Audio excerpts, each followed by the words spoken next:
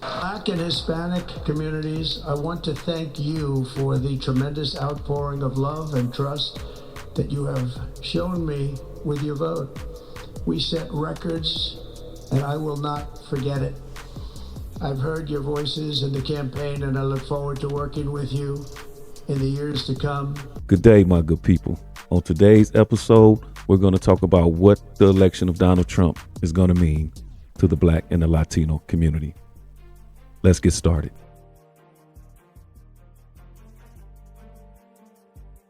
All right, y'all, in this video, this is a clip from the inauguration. This is the part where Donald Trump's talk about the Black and Hispanic votes and what it means to him. And I really want y'all to check this out, man. And let's talk about it, because I think it's a great opportunity for Hispanic and Black Americans, you know, to really get serviced by their country and to really participate in the American dream if they only pay attention. Check this out, y'all.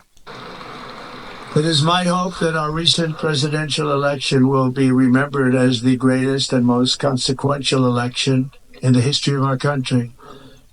As our victory showed, the entire nation is rapidly unifying behind our agenda with dramatic increases in support from virtually every element of our society, young and old, men and women, African Americans, Hispanic Americans, Asian Americans, urban, suburban, rural, and very importantly, we had a powerful win in all 7 swing states, and the popular vote, we won by millions of people.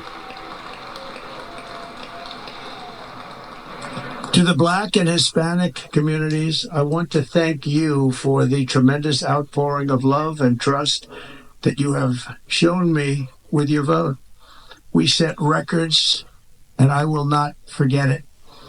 I've heard your voices in the campaign, and I look forward to working with you in the years to come. Let's finish it out, y'all. Let's finish this out. It is Martin Luther King Day, and his honor, this will be a great honor, but in his honor, we will strive together to make his dream reality. We will make his dream come true. Now, I want y'all to notice this. Please pay attention to this, and this is what I mean. This is why I want to talk about this today, because we have been so led astray, so hook-winked by the progressive liberal Democratic Party that it's a true demonstration of how manipulated we have been by the progressive liberal party.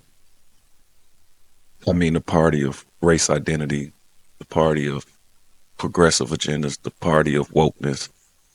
Watch how President Trump says that we're going to make Martin Luther King dream a reality. Watch how the so-called white supremacist Republicans step up and applaud this, and watch progressive liberal losers do. Your ex-president Biden, as well as Obama, Bill Clinton, all y'all Democratic leadership. Watch how they respond to the president of the United States of America pledging to make Martin Luther King dream a reality. Look, just look at the applause. Look where they're at. Check it out.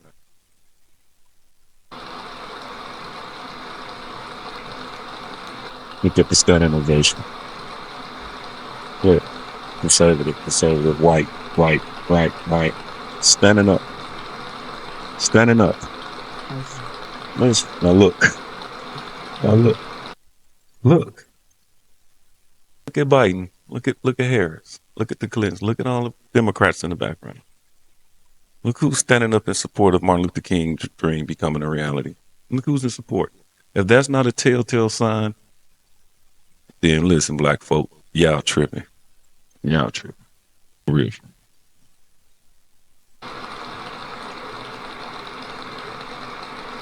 National unity is now returning to America, and confidence and pride is soaring like never before. Now y'all see it.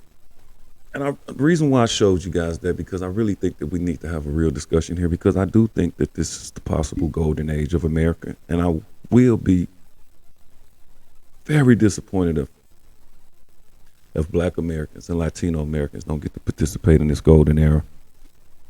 Because we have to understand that this is no longer the age of subsidized communities, no longer the age of overwhelming government, overwhelming systems. This is no longer the age of where people get to trample on your constitutional rights, your liberties. This is the age of freedom. I mean, Donald Trump said it quite clearly in his speech, like it's time to really realize what being free is. And to me, that is a poignant message, specifically to the Black community. I mean, I find it quite amazing that he went out his way in his inaugural speech to specifically mention the Hispanic and the Black community.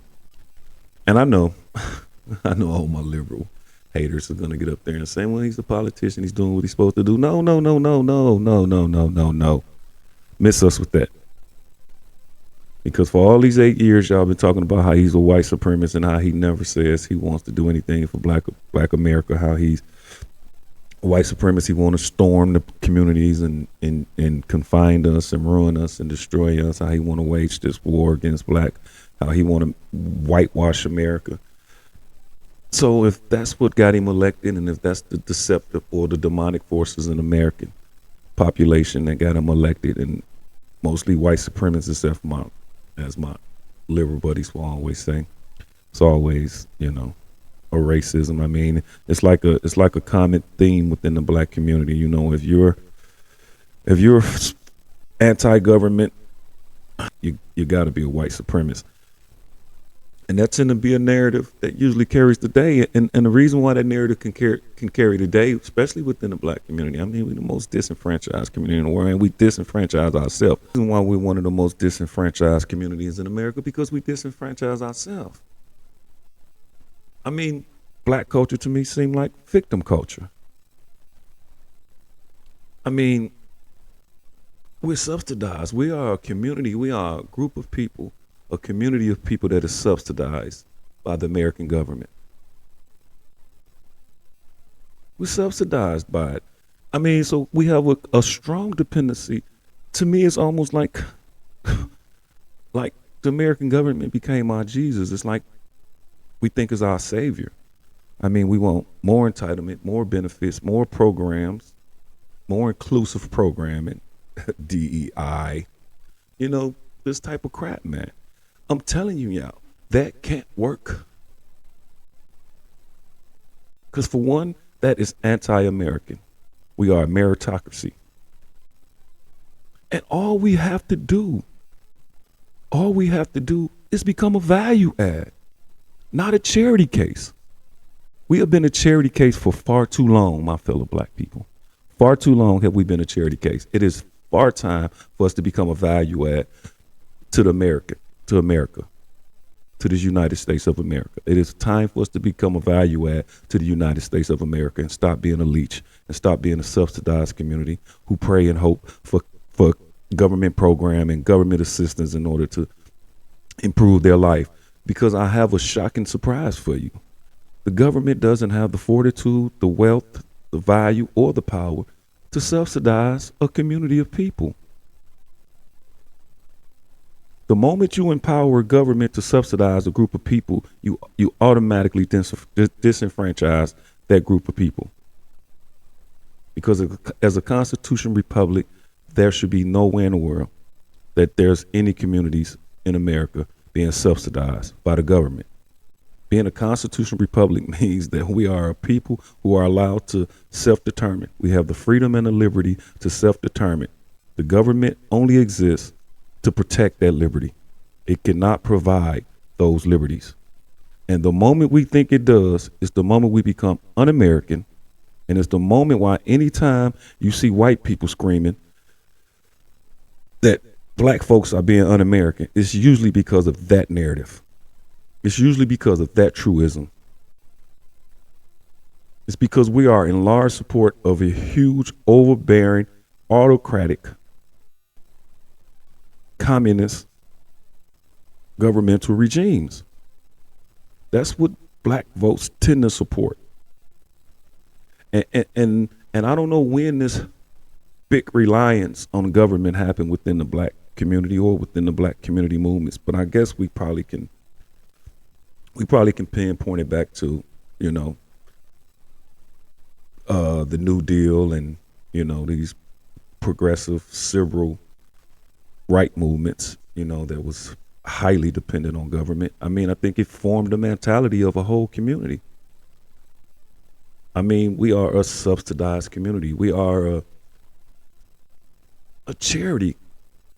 We are a community of penhandlers, and we ought to be ashamed of that, because for crying out loud, we are the ones who put in the work. We are the ones who broke our backs. We are the ones who picked the fields. We are the ones who created an economy or who supported an economy in America, and yet we're not taking advantage of none of our hard work. We're deciding that it's more cool or more cultural to be un-American. But that is absolutely an erroneous approach to take, my fellow black brothers and sisters. It's to the point where we have let political parties and political agendas and political messaging divide even our own community. I mean, you have these different groups of black people. You have these different groups of black ideas. You have these different ideas of black culture. You have a war waging between black men and black women that's out of control. And this is being led by this progressive woke movement. This is not a black movement. This is a feminist LGBT community movement.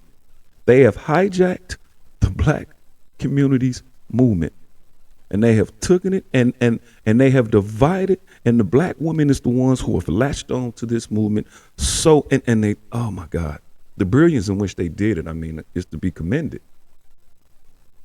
I mean, they come in with public housing, kicks the man out, and easily creates the mindset in a woman that, oh, I can do this by myself because I have government help. I don't need no man. I can raise these kids by myself. I'm gonna do it by myself. You get that mentality, and then you come around, and then you have these Democrats. You have Bill Clinton coming in elected. He ends W-2, and then when he ends W-2, he created a crime law bill. And just look at it. The W-2 Reform Act simply took women off welfare, subsidized their college degrees, subsidized their child care, gave them all the tools and all the resources they needed to go out there and be independently successful. And at the same time, they was providing these women with these resources, and I don't even want to call them resources. I really want to call them more or less like carrots. They give these sisters all this. At the same time, they are locking up their black men at an alarming rate.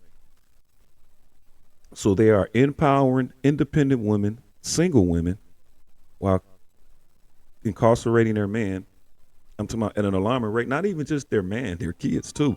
I mean, at these same times,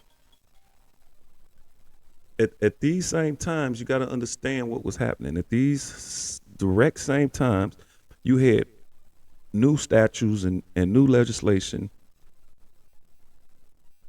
being put into play, being enacted, that started addressing locking kids up as an adult, as young as 10 years old. So not only did they attack the black man, they started attacking the black kids. And overwhelmingly, we supported the party that did this. Overwhelmingly. And so now you have a whole bunch of single black women raising men by themselves, being boss bitches, as they will say, teaching boys, giving boys sensitivity training, teaching them how to get in tune with their sensitive side. And this is why you see a huge display of sensitivity in our black man. Super sensitized. We are a super sensitized culture, or a super sensitized community. I mean, you can't even really have an intellectual debate without these dudes becoming sensitive and emotional. These beta men. So then you got these independent, strong, independent women, black women, raising these more kinder, more gentlemen, or more kinder, more gentle black men, and then being disappointed at the results you get. And then you're sitting there complaining about how soft and how fragile and how ridiculous man is, because now you guys are claiming alpha status and you relegate man to beta status, either through upbringing or through rhetoric, completely emasculating your child, your boy, your sons, and then emasculating your man, your husbands, and your fathers in the process, because you done latched on to this idealism of feminism, of progressivism, of wokenism, of independence, of being a boss bitch. You done attached to this whole notion, and all these things are encounters to anything you're trying to acquire. You say you want a strong alpha man, a man who can lead. Well, stop raising betas. You guys are responsible for this new crop of sensitive, soft-ass dudes. You guys are responsible for this detached ass generation of men and women who have no loyalty to the Constitution, to America, and to their mother and father, or to their community. Absolutely 100% completely detached from all those things that are virtuous. And I know y'all see it, so stop pretending like y'all don't, because I'm starting to see it on social media. I'm starting to see the Samantha Lees and everything, and all these other sisters. I'm starting to see black women becoming more conservative, going back to their roots, finding pride in their femininity again. I'm starting to see it. Now it's time for us black mans to show appreciation for the women who are finding their way back home to their natural state of being beautiful black goddesses, who absolutely bring value to their family and to their community, and not divisiveness. This is a time of accountability.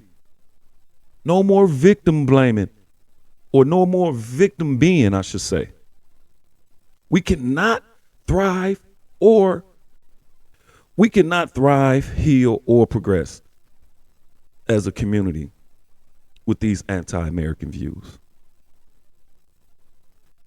Because if it's true that we're the ones that built this country, why isn't we taking ownership of it? Why are we hating what we built? Why are we trying to destroy what we built? And why are we blaming it on other people? Oh, the problem is the police abuse. Are you serious?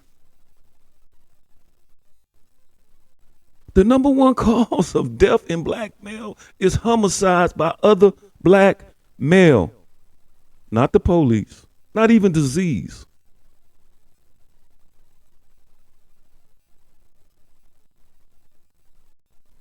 And what we're gonna say is because we were slaves hundreds of years ago, or because of white supremacy? Because these white people keep us in that situation to kill one another. Listen, man, that is a victim mindset. You can't progress in that state of mind. And what's so crazy, it has become our culture. It is engulfed it in our culture. How can we possibly see beyond the trees? Living in this fallacy that somehow we are victims, that somehow our victimhood should take precedence over anyone else's victimhood, as if no one else was oppressed, if no one else has been deceived, as if no one else's constitutional rights is being trampled on.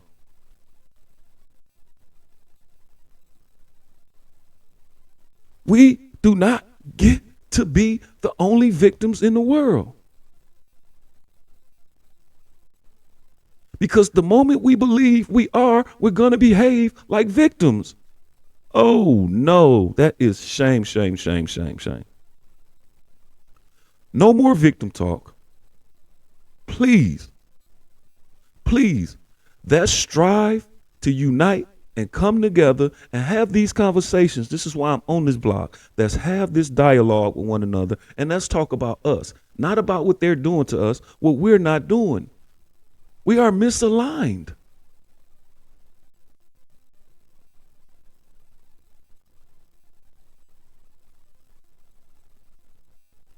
I mean, we're running around like we're nationless people. And that is false. America is our nation. Take ownership of that. If you take ownership in that, I guarantee you, you will become more prosperous, more valuable, and as well more free. This is all we got to do. Now is the time for accountability. Please, my fellow brothers and sisters, let's take account. Let's sit back. Let's reprioritize.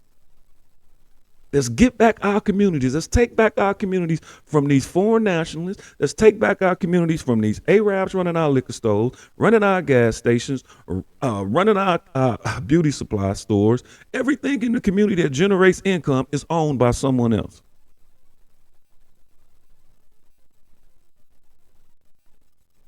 And yet we're sitting here chasing this progressive idea of being more inclusive in the white communities. We're leaving our communities in shambles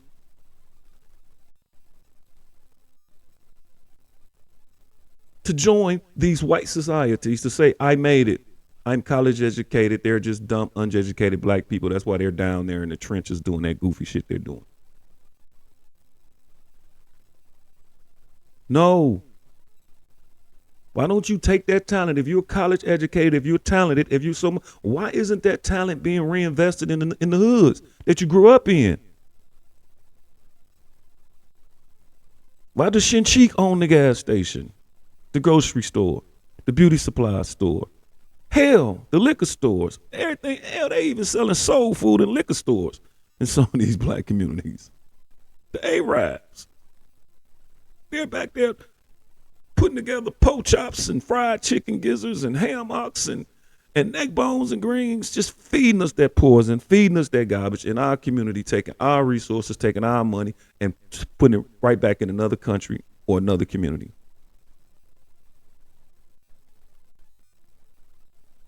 I guarantee you that, to me, Donald Trump is the only president where people like me, people like you guys are listening, can really go and talk to him. I'm willing to guarantee if you make sense, there will be an open door approach with Donald Trump. President Donald Trump, my president, mind you. And boy, am I proud of him. Oh my God. Oh my God. I am 51 years old. This has been the most optimistic, this is a great moment for us. This is a great moment. And I've been screaming this for years and years and years and years to anyone who will hear me, man. All through the hood, all through my ex-former gang members, all through the people who I think got leadership qualities in the hood. I've been screaming this shit to my mama, to my sister, to my cousins at family reunions. I've been screaming this forever, man. We have to get behind an American first agenda.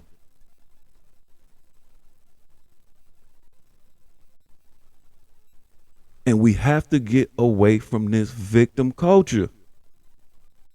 We don't own nothing. We say we invented rap, but we don't own it.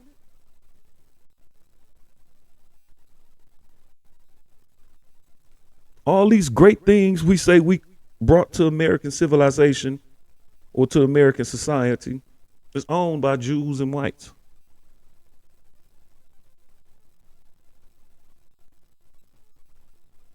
We so quick to go license our talent away to somebody else. If we focused on our community, we would be a value add to the American community. No one not think that. There's no Republican or no conservative or no white supremacist that don't think that if black folk got their shit together, they would be an addition to America. So far, we have been nothing but a leech. And then this is why this show is called Uncommon Sense, because this is the most ridiculous, nonsensical thing I can ever conceive of. You guys subsidizing y'all participation in the American dream. You know how many people I know in the trenches in the hood, man, who great. You know how many people I know in the black community who will go through great effort to receive a SSI check and Medicare and food supplemental insurance? Do you know how many people in the black community who make this their objective? Do you know when you get SSI, you can no longer make over this much in money? Do you know when you get subsidized, you are restricted from participating in the American dream? In your American dream, we did help build this country, so we should be participating in its success. And I'm telling you, we're not participating in its success because of white supremacy. We're not participating in this success because our culture is un-American. It's counterproductive. We have latched on to a victim culture that doesn't have no roots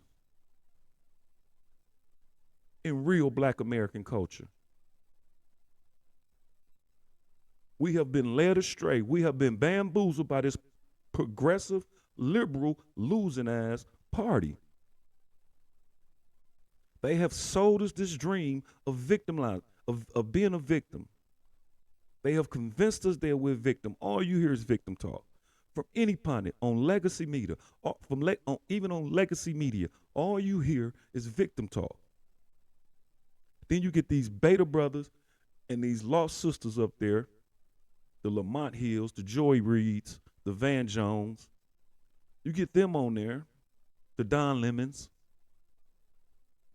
You get them on there screaming these old victim ass ideas.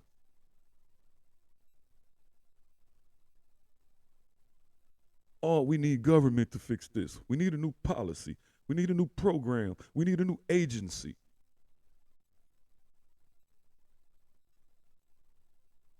Do you understand that all you're doing is taking away your government from yourself?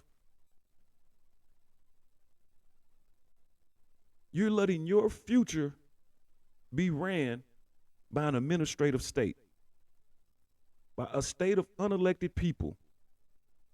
You are empowering them every time you elect a Democratic politician, because this is, for crying out loud, what they stand for. Big government. The Democrats believe that they are philanthropists.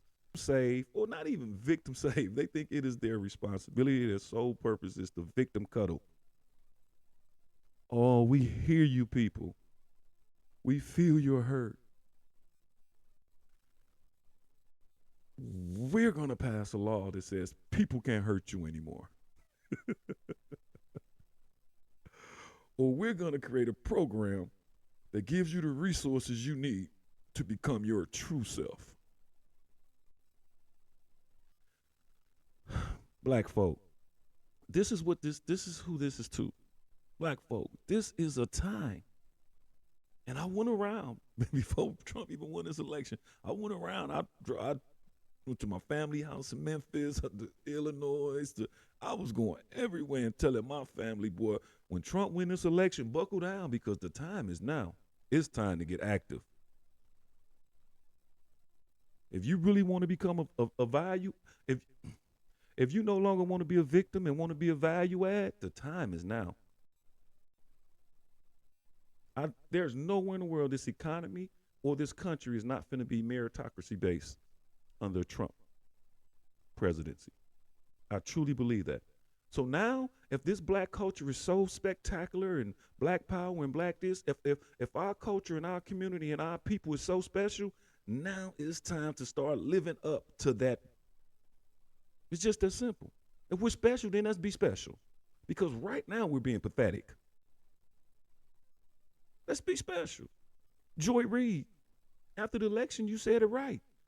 You told off all the white feminists and all the LGBT community and all that. You told them off. You said you're no longer around with them because they're no longer in support of you, of the black woman agenda.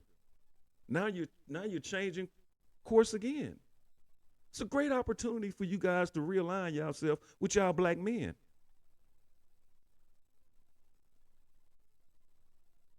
Because this is a fight that we should be sharing. This is not a fight we should be debating and arguing about. If there's anybody in this country, anyone, if there's any group of people in this country that deserve to be living the American dream, it's the Black American. And no one living in America should think that the American dream supports American handout. No, no, no, no, no, no. This is the land of self-determination. This is the land where you can dream big, and it happens. But only after you act.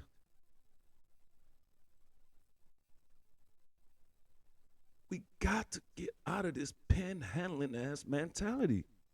We can't keep sitting on the road with our handouts saying, please save me. With signs on our chest that please save me. We gotta start participating in being American. We gotta stop fooling ourselves to think that we are African, that we are morals, that we are Israelites, that we are all these crazy ass things. Well, we are American people. We was born here, we was brought here, damn near like anybody else. We either found this land, discovered this land, or was brought to this land. Regardless of how the fuck you got here, take ownership. Because you have participated, you have contributed, so you deserve to participate in it. Doesn't mean you deserve handouts. Doesn't mean that you deserve special treatment. You deserve the right to participate. And you are forfeiting that right every time you ask for a government subsidy. Every time you ask for a program or a benefit, you instantly stop participating in your American dream.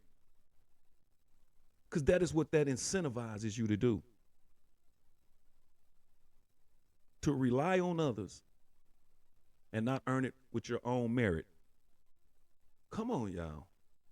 Let's do better. Let's get better. The time is now. I'm 100% sure about this. Let's get active in becoming valuable and becoming American. And let's get active in this American First agenda. And I guarantee you a lot of these problems for the Black community will instantly go away. And I'm willing to guarantee you that this agenda will be supported by President Donald Trump and his administration. I go to him asking for charity. Let's go on him and telling him let's go talk to this president with solutions. I mean, let's start to talk about how do we get our communities back. Because we can't be of value to America if we're not even of value to our own communities. Let's get our communities back. We had Black Wall Streets. I mean, after slavery, Black folks was the fastest growing population economically in America. Before the New Deal.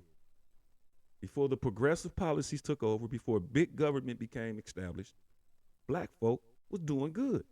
Because Black folk got up, they didn't expect shit to be easy. They didn't expect charity. They got their ass up and worked. I wouldn't care if they was folding clothes at some rich white lady house. I wouldn't care if your daddy was a porter on the subway. They got their ass up and got to it. And they was building. It was Black banks, Black stores, Black doctors, Black teachers.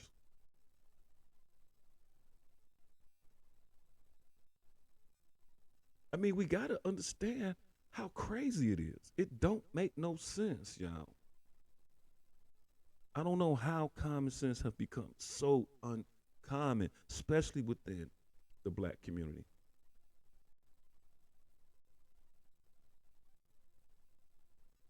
So come on, y'all. Let's get aboard this. Let's go. Let's go. Let's go. Let's get active. Let's take advantage of the fact that we have an anti-establishment president in office. Because I promise you, any form of suppression that have resided over the Black community came from the deep state, came from the administrative establishment. Just look at it. It's all agencies. Just look at it, whether it's IRS, FBI, police. All these are agencies, not government agencies, agencies that have been cropped up to support government, that have took on their own agenda because they no longer needed to support, or they already persuaded the politicians to go in their direction. The Democrats. I mean the Republicans too. Let me get off that, but I'm going to talk more about the traditional Republicans because there's a new conservative mindset in America, and it's the Donald Trump conservatism, and I'm all aboard for that because anything that's America first and I'm American means that I'm included. That's all I'm telling y'all, fam. Like, let's get in where we fit in. Like we are employing a terrible strategy. Seriously, like listen, man, let's stop letting these white liberals, white politicians, leftist, black hating ass, progressive woke people, man, let's stop letting them subsidize our American dream. And I'm gonna end that with that. And if y'all ever want to have a conversation with me, man, just hit the DMs, man, or hit the comments, man, and I would love to engage y'all because I really think, man, we should be excited right now. We shouldn't be scared. We shouldn't be fearful, man. We should be optimistic. We should be looking to anything you wanted to do 5 years ago or 4 years ago. I'm telling you, you should get right back on it because the time is now. There's going to be opportunity abundant for everybody. And there's no reason why we should be sitting back complaining and crying when we can be absolutely 100% contributing. It just only makes sense to me that should be our approach to this. And if you find value in this video, y'all, if you guys find value in this video, please like and subscribe, man. I really would like, for this channel to grow so we really can have this dialogue. I really would like to have this dialogue with a vast majority of us, with a vast majority of Americans, because I really think the time is now. I really think America's finna be great. I really think Black America's probably finna be at its greatest. So let go, y'all. Let's pick it up. Let's get optimistic. Nothing to be fearful for. Nothing to be fearful about. The time is now. The time is now. The time is now. Man, y'all know how I get down, man. I'm going to always advise you. Stay out your body. Reside in your spirit. It's where your potential at. The revolution of common sense has begun. Let go.